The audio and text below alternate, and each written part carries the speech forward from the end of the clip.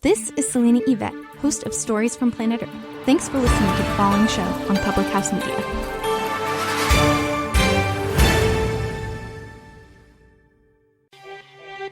Disarming Disability.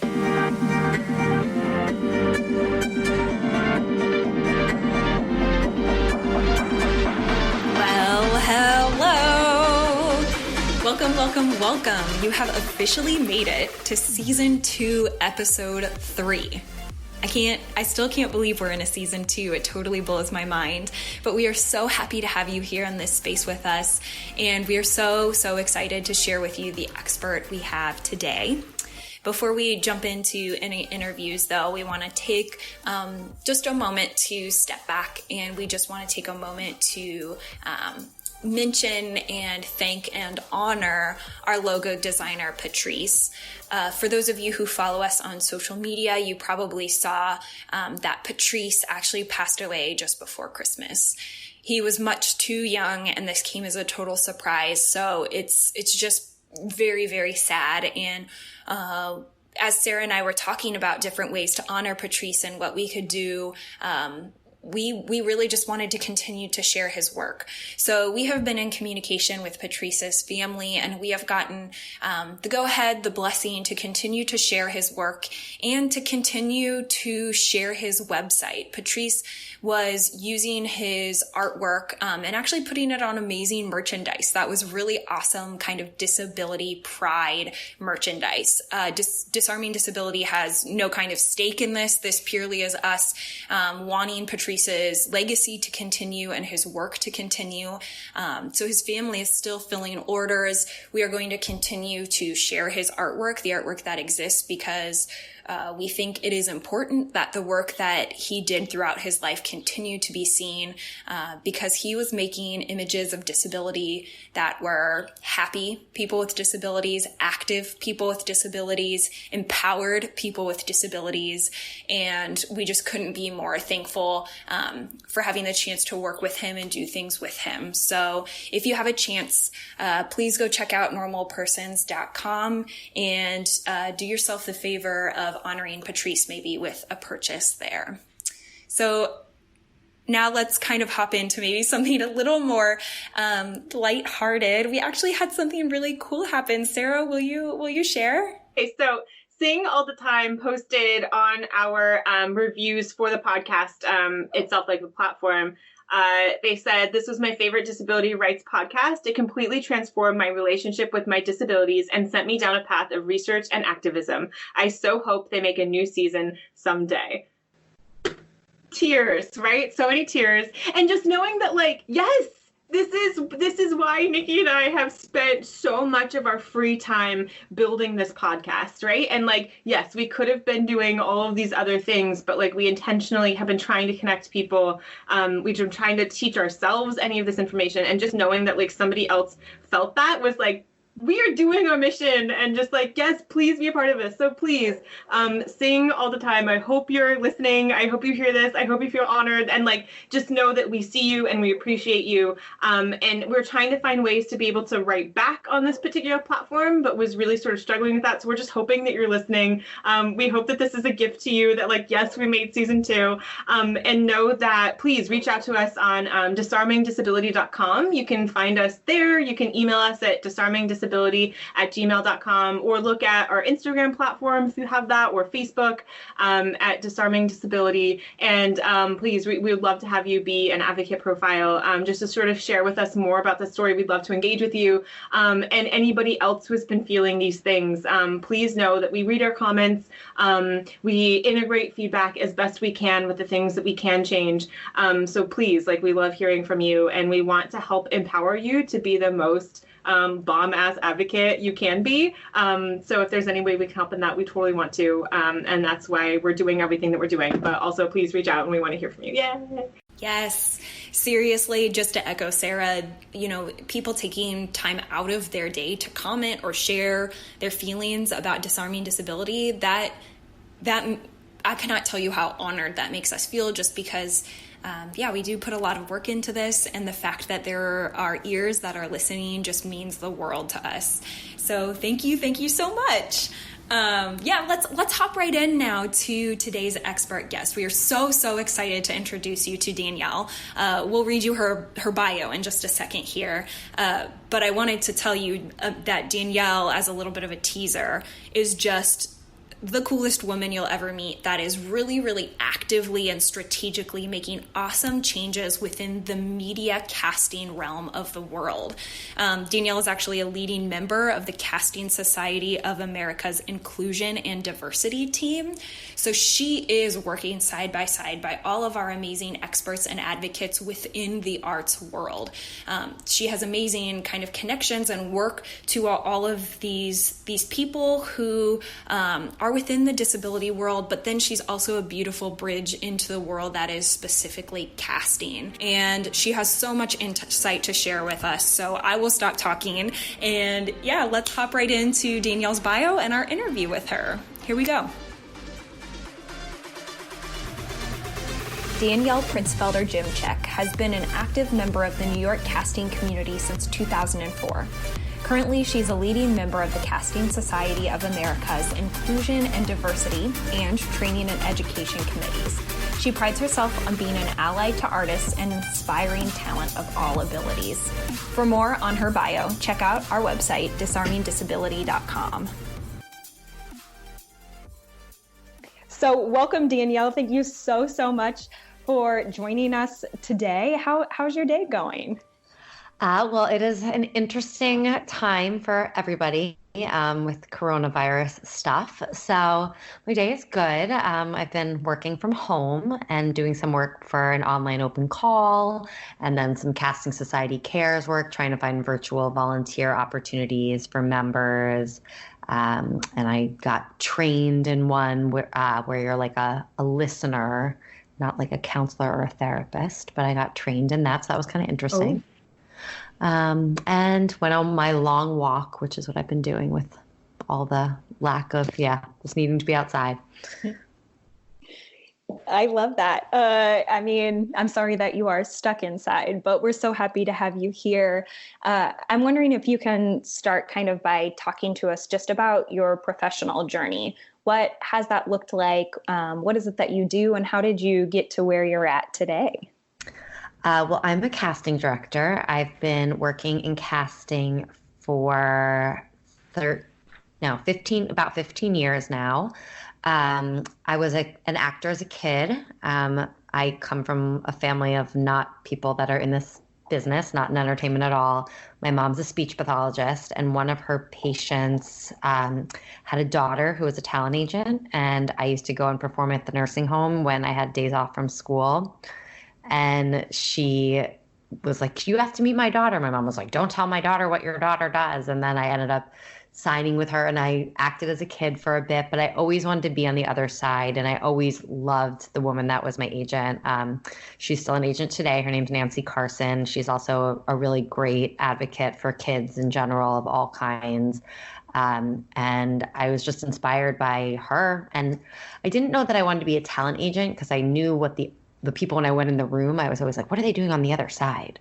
I always wanted to be on that other side. So I loved that, like, a casting director got to read with actors and meet all of these actors. And I always loved that. And then I interned in casting, and they always had me in the room, either reading with actors. And then I worked for someone who wasn't big into working with kids, so I would be the person working with kids. He would always throw me in the room. He's like, and you remember all of them and they like you. So that sort of became my thing there. And then I worked on a lot of independent films. One of the first independent films that I worked on was called Adam with Hugh Dancy, which is about a guy with autism. And I had never really dealt with any sort of casting within the disability community until that time, I guess. But then I always was like, why did we cast him? Well, I guess that's not the most interesting story. But I was always interested in putting real stories on screen and real people on screen. And I've always been surrounded by people with disabilities. My mom being a speech pathologist. I mean, it's not a disability per se, but she would run these laryngectomy picnics and events, and I was like little, and I would be running around with laryngectomies, and people were like, "Oh, weren't you scared of them?" And I was never scared or freaked out. I was always around people that had various disabilities. My mom did a lot of work with the deaf, so I signed as a kid, and I just my grandpa was a volunteer clown at the Shriners Hospital, so I was always around people that had, various deformities, I guess, was what like they were called when he did it, and various different abilities. So, and I was never scared of it. I just kind of accepted that as what was part of my life. I don't know. And then my uncle works with learning disabilities, and I guess that's also always been a part of my life. And I've just always thought it was important to see our world on screen. That's what I loved about casting.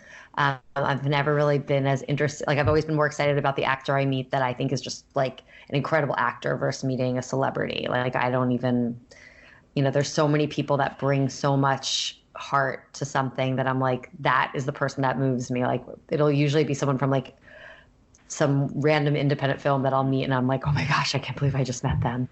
It's like seeing somebody who works so hard and just is so incredibly talented that usually, that really makes me excited. Like I'm working on something right now where we're hoping Marlee Matlin is appearing, and I'm like, oh my gosh, like, am I going to get to go? Like, am I going to go to the set? And I'm like, any other time, I'm like, I didn't even know who that Instagram celebrity was, but other people are freaking out. It's all about these actors that have been working for so many years and bring this like incredible history that I love. That's what I love. That's amazing. So casting, you're still casting today, and it sounds like kids are still really your flavor. And we know that because you're here with us, that disability is part of that flavor as well. Can you talk to us a little bit about what was the journey kind of into the disability world? How did that begin? I know you were sharing, kind of your growing up really was a foundational layer, but as far as like professionally and starting to really try to work with kids and advocate for them in this space, where did that start? So the president of CSA, of the Casting Society of America, Russell Boast, is amazing and has a real focus on diversity and inclusion. And when we started doing these diversity and inclusion open calls, New York was tasked with sort of being the home for performers with disabilities. And LA was sort of the home more for the trans initiative. And what we did was, in order to kind of service both communities within 1 year, New York took on PWDs for the year, and they took on trans, and then we swapped. So I really got like the ball rolling on all things grassroots outreach, all of that for CSA, for performers with disabilities. I kind of came on the committee just as like, we have like a night where everyone signs up for committees once a year for CSA. And this was one of the committees I was excited about. And there was a lot of opportunity and room to really take ownership and leadership of it. And I loved that it was such a commitment of the president of the, I feel like a lot of times diversity and inclusion, it's like, so there's like the, technology group, and there's the this, and there's the that, and like there's the rules and regulations, like who wants to take on diversity and inclusion? And it's like, I guess I'll do it. But with the president of CSA, this is a huge initiative of his. It's something that's been important to him since before he was in casting. He has an incredible history, and he's done a lot of work throughout Africa, and he really has seen that there's a lot of incredible actors, like I would say in quotes, that are not trained. Like there's a lot of people that are just naturally incredible storytellers, but they haven't been given the tools and opportunities to tell their stories on screen. And what we decided to do within diversity and inclusion, and he's been pooling resources into it because there is such a lack of training for people that aren't your standard actor, is that we've been doing this 3-prong approach with different communities. So we do first a town hall where we have members of the community come, as well as talent agents, managers, we've had some press come, and we have some people kind of do a round table. We've done it a few different ways, but we'll have like a round table of, working actors that are within this community, as well as maybe an agent or manager who represents a lot of actors with disabilities. And then we'll have a casting director who's maybe just, come off of casting a project that really incorporated this community. And we all just chat about it. And then from there, we invite all of those attendees, and we also put, more press out to come to a training event where actors get to do like an on-camera commercial class, theater film class. We've also done like theater and musical theater classes, and a business of the business. And they get to kind of ask questions like, should my headshot show that I'm in a wheelchair? Should my headshot incorporate whatever my disability may be? Should I have on the back of my resume, on the back of my headshot, should I have on my resume that, whatever it is that my disability is? Or should I wait until I get in the room? Should I be wearing a wig if I don't have hair? Like, we get into like really nitty gritty things. And those are particulars with PWDs, but, all communities that we've worked with have different issues that come with a picture and resume that you don't think about. Like, for example, we worked with trans actors. Should they be putting roles that they played before they transitioned? Should you be saying that I played this female role, but now you're male? Is that going to be confusing?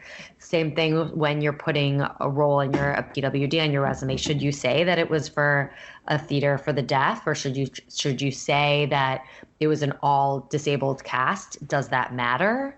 Like, what is it that should be on there in terms of training? Or should you include noting that you use a communication device if you do? Should you ask if you should bring that in the room? We've had so many different questions. Will it scare a casting director if I ask them if it's an accessible space? And it should be an accessible space. There's so many questions that you don't necessarily want to ask, or some agents, or we've been told that people are like, oh, I don't want to ask them that. They're not going to want to see you if I ask that. But you have to advocate for yourself. How are you getting in that building if you don't know if you can get in that building? I'm always surprised by that. I was with an actor friend in LA, and we were at a very fancy restaurant, and I said, my friend wants to come in, and I don't see a ramp. They're like, oh, you can come this way. And we had to go through like literally the garbage. How would an actor feel going through the garbage and then coming into a producer session? Like, how do you feel ready for a job interview if that's the case? And if that is the case, I'm not saying it's a good thing, but it'd be nice to know that before you come in. Maybe you'd come in a little bit early so that you feel like you can take a moment to regroup and do all of those things. So we just really have these very candid conversations with actors, and they can ask casting directors. And we also talk about picking a scene that's, good for you, a scene that maybe incorporates who you are. Some people are afraid to do that. Picking something that also shows who you are without it being all about your disability. We talk about all different ways of choosing material that works for you. And then we do an open call, we call it. It's a registered open call. You sign up online for a slot. Everybody's taped and added to a database that's seen by casting directors all over the world. And we've had incredible success from our database. One of the first stories that I was like, okay, this is really working, was I got an email from a casting director in New York, and they said, we need an actor. It was actually an actor with a limb difference. We're hoping for a girl. They were like, we're going to be broad about it. We're really if we could just pick the perfect person, it would be someone in their mid to late 20s, explaining all these things. I'm like, I have the link for you, but I know the perfect person. And she ended up booking it. And it was amazing. And it was a top of show guest star. And she was amazing. It was on NCIS. We've had a lot of success like that. And, a lot of times it has been a role that is disability specific. But I also think you get in the room with that casting. What I've seen is they reach out to me about a disability-specific role, but then you get on that person's radar, and they're bringing you in for other things. They're not seeing you as only that. And that's been a huge success, is that, you're getting in a room and you're getting on somebody's radar. And you're having the opportunity to book something based off coming to an open call that took you 5 to 10 minutes, and also getting all this free training. And at that training, you get to meet all of these casting directors in your city. Like, you might not be meeting the casting directors in Chicago who are watching your link, but you're getting the opportunity to work with the top casting directors on your material, which is really fun. And I just love seeing how much the actors grow in both their skills and confidence from getting to be in the room like that. So that's one of the things that we're doing, is a refresh of our PWD link. That's one of the big things that I've been really pushing for. And I got the green light. We just don't know if it's going to happen when it was going to happen, but the goal is for it to happen in July. Yeah.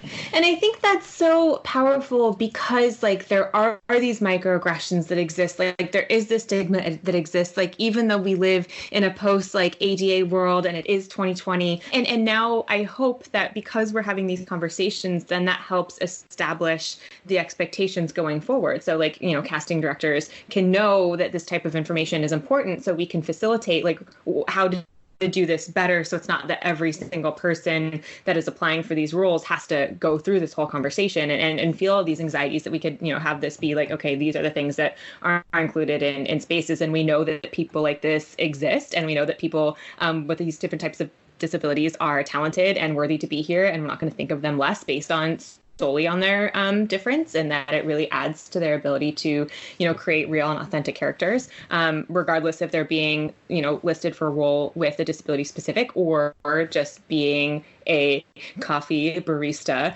that it's irrelevant if they have a disability or not. So I think that that's really important, and this is really helping to shape how we have these conversations moving forward. That was a comment.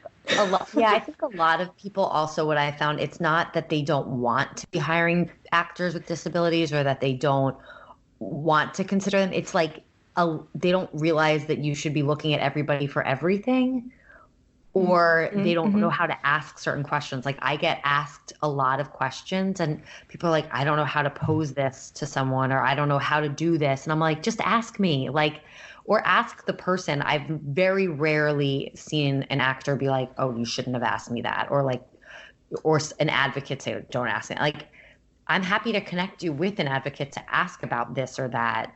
I mean, there was a show that I went to see. My like co-chair in New York had cast a project, and it was this like traveling theater thing in the park.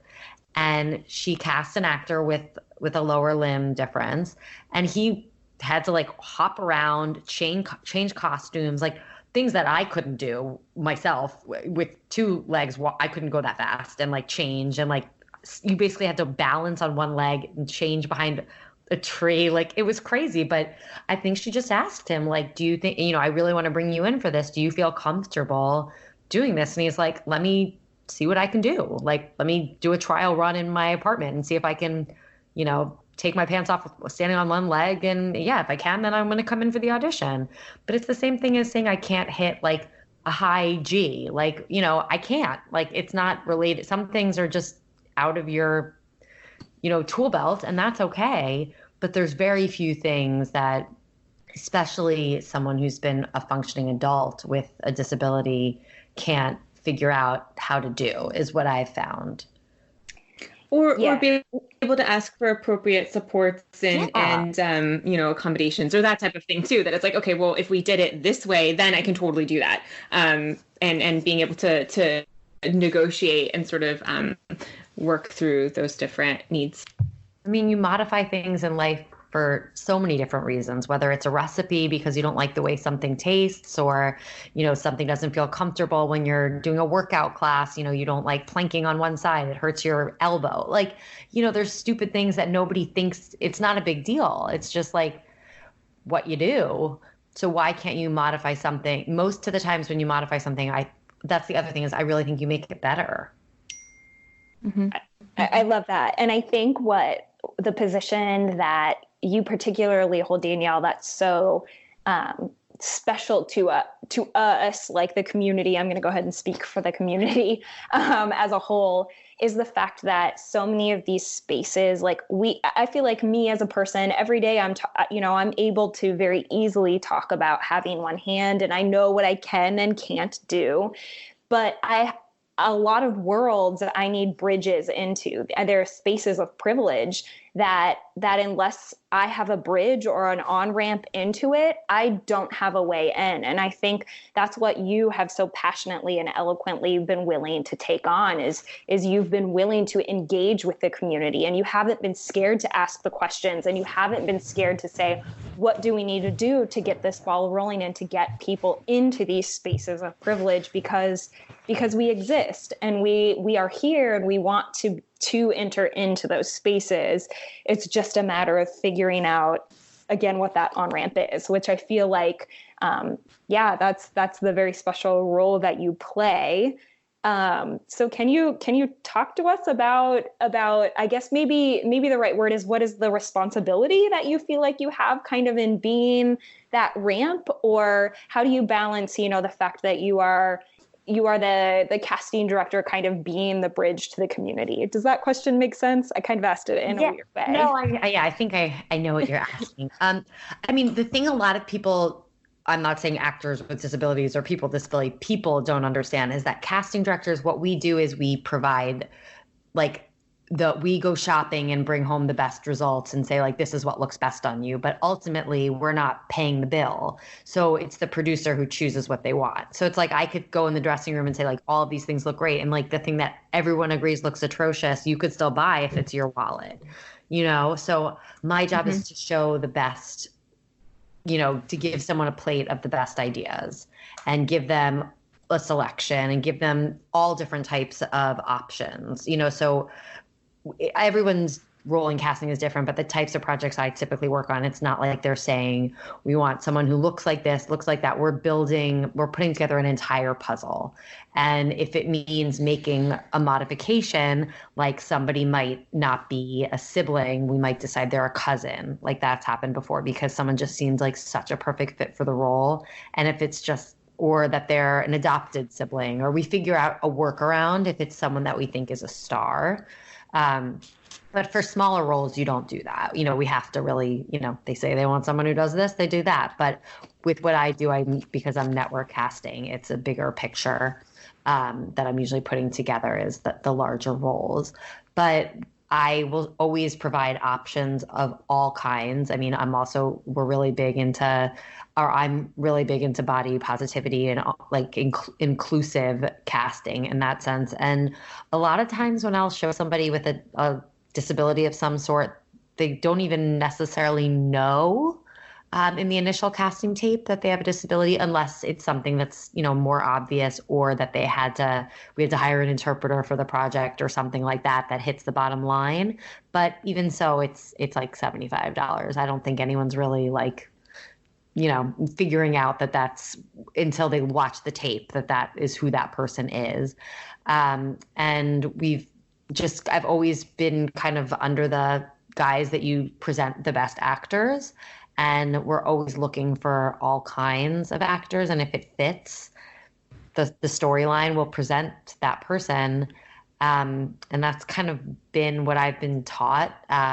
Unless it's something, again, like a historical, like there was a project I worked on where they wanted exactly what they wanted. They wanted, if somebody was 6 foot, there was someone that was 6'7" and a lacrosse player, and the director wanted someone who had some lacrosse experience and it was at least 6'5".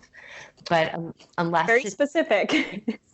But unless you're looking to like recreate something like that, and that was an interesting project in itself, because then if there had been an actor with a disability, or if there had been someone with a disability in that story, they would have been very adamant about that too.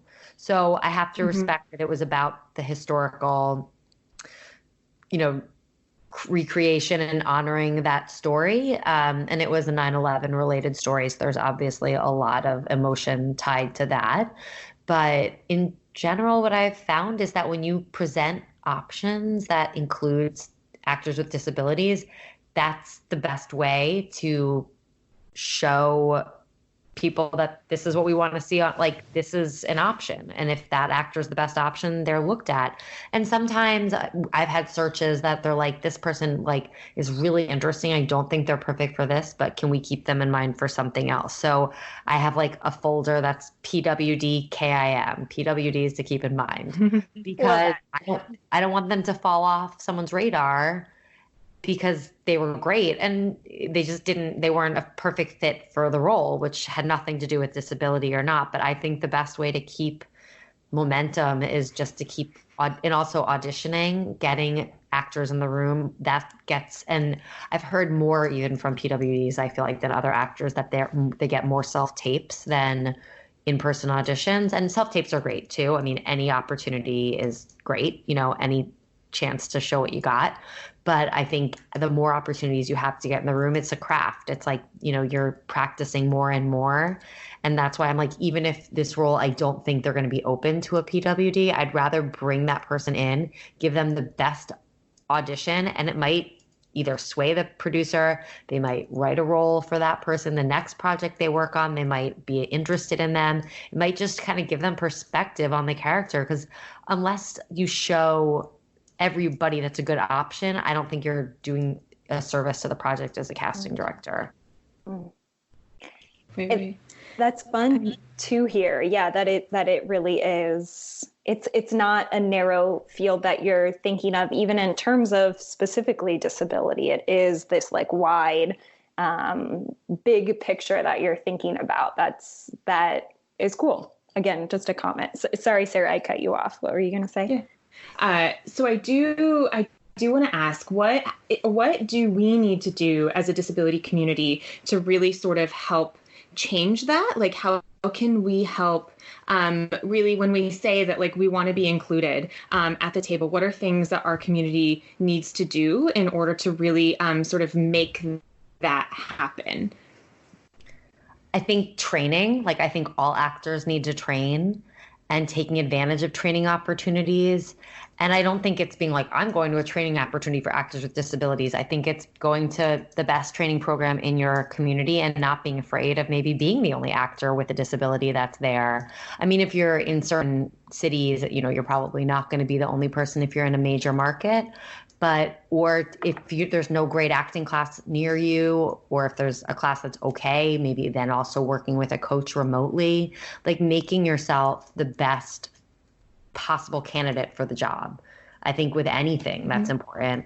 And I think it's also, and this is something that I work on as well, as I'm on the training and education committee with the Casting Society of America, is that we need more disabled casting directors. We need more people bringing their lens to our world. It's really, really important. There are a few, but there's also not a lot of casting directors of color. Like, this is, something we're not unaware of. I mean, the cool thing about casting is that, at least, from one minority standpoint, the bulk of casting directors are women. So we bring something in that regard, but casting started as a field of kind of like a job that secretaries did. So it's not so shocking that it was women, that there are more women in it. But I think encouraging people with disabilities to pursue casting and to look at it as an option. And it actually really is, I think, an awesome job for somebody that maybe loves performing but is self-conscious in some way. I mean, that's kind of part of what I love about it, is I love performing. I love reading with actors on the other side. But like you guys see right now, I don't have my hair done. I mean, I guess I've been home, but like, I don't like the idea of having to be pretty every day and like do myself up and like be judged for my appearance. Like, I just know that wouldn't be healthy for me. But I love that I get to be on the other side of the table. And, one second I'm reading and I'm the reporter. The next second I'm grandma. Then I'm the annoying little brother. Like, I love that. And I love the creativity of casting. So I think it's an awesome field for somebody that has an interest in performing, but maybe doesn't want to be on stage or doesn't want to be on the other side of the camera. I think there's a lot of opportunities in casting, and that's a huge initiative for us right now, is trying to broaden our lens. I love hearing that. I love hearing, again, it's this, like I said before, I feel like you were thinking much more widely than I was. And of course, I wasn't even thinking, well, put people with disabilities in a casting position. But of course, that makes so much sense. And the idea of it being a possibility, I mean, I'm sure that I've kind of shared my story with both of you, but in a nutshell, I remember very clearly the first time I saw someone with one hand on the TV. The first time, right? Because for me, that was a shocking and exhilarating experience. And I was at a 10th birthday party, and it happened to be, believe it or not, Miss Iowa from that year when I was 10 years old happened to have one hand. So all of us 10-year-olds came into the living room from this birthday party, and I watched this girl who I, of course, am from Iowa, who looked like me on TV. And that stuck with me so deeply that even, when I went away to college, my undergraduate degree is directing and theater management. Why is it that? Because I never saw an actor on stage that looked like me. But then when it came time to later in my life, when I did do a pageant, I didn't even question it. I knew that it was a space that I was welcome because so many years ago, 10 years ago, I had that experience where that was the first person so vividly I watched on stage. So I think that just the more that we are creating, whether we realize it or not, these moments for people to be seen and to be heard, that's opening up kind of a deep-seated space for the next generation to fill the shoes that we aren't able to kind of even dream of filling right now. I don't know if that makes sense, but that's kind of the feeling that it gives me. Which leads me to wonder, how have you seen disability representation change from the time almost 15 years ago when you started to now? I really didn't see actors with disabilities coming in for auditions. It was like the sort of like pseudo celebrity roles were the only people that I would see being cast in projects that I worked on. Maybe like there's one project that I worked on. I remember there was an actor with a disability that was cast for a non-disabled role, and it was like a really big deal. It was someone that the director, who's a big celebrity, met and wanted us to cast. And I think, again, it was like celebrity related. And it was shocking to me. I was really excited, but it was shocking. And if you go back 15 years ago, any role that was pretty much in a major movie that showed disability in any way was played by an able-bodied person. So, I mean, and I was an assistant. So I just, was there to observe and, type up lists and bring the actors in and out and, do the deal memos and do all of those things. Like, I was very active in the casting project. And my bosses who I worked for were always, incredible and were very collaborative, but they weren't being given, the initiative to go out and look for actors with disabilities for those roles, because we were working in independent film. We were trying to get, what we were doing was partnering with the producers to get the movies greenlit. We weren't saying, oh, I wonder if there is actually an actor with, name anything that would be great in this role. It was like, oh, this person's attached. It's going to actually get made. And I mean, we've seen a lot of backlash from that recently, which, I don't want to slap anyone's hands and say they shouldn't have made this movie or that an actor can't act and, portray something else, but at least try to find somebody. I mean, in my experience, there's so many great actors with disabilities, like at least try. And why don't you put the celebrity in the other role? There's usually at least two big roles. Like, there's just, but I do see the world starting to change with that. And I mean, like I Peanut Butter Falcon, I'm like obsessed. I mean, it was amazing. And Zach actually grew up right around the corner from me. He went to my school, but he wasn't in mainstream classes. And I didn't really know him. He was younger than me. So he's not like the reason that I'm interested in this or do this or anything like that. But I always went to schools that were very inclusive. I guess like my mom told me like I didn't even remember this, but that there was, a boy with CP that was in my preschool. And like, it was never a thing, but he like Zach didn't have the acting opportunities that I had in high school. Like he wasn't invited to audition for the main stage shows from what I remember.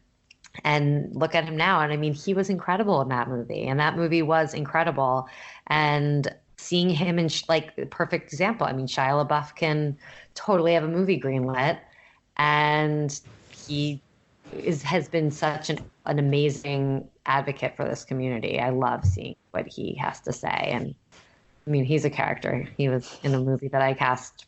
I was an assistant on many years ago, and I cut my finger on a headshot. Like he'll never remember this, but I cut my finger, and he was like, "Oh, you're bleeding," and I was like, "Oh my God, oh yeah," and I like wanted to run in the other room and like get a Band-Aid. He's like, "Do you want a pizza?"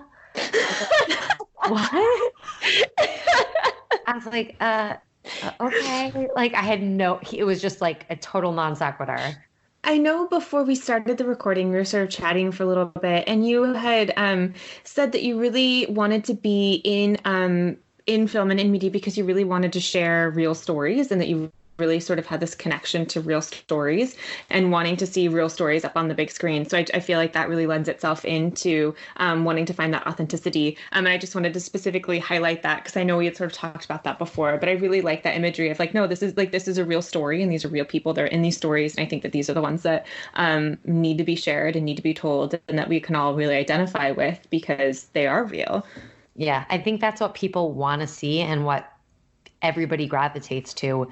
You know, the best actors, like the reason that they're so great is that it seems like they're telling you something real. But if you are watching something and I mean, there's just nothing, you're not bringing the lived in experience that another actor can bring. And it's the same, I feel the same way about the trans community and having worked with that community as well. I mean, there's very few, nobody says, I mean, I know this is like a whole political thing, but it's like nobody would ever put someone in blackface in a movie. Like, why wouldn't you at least try to find somebody with a disability to be on screen?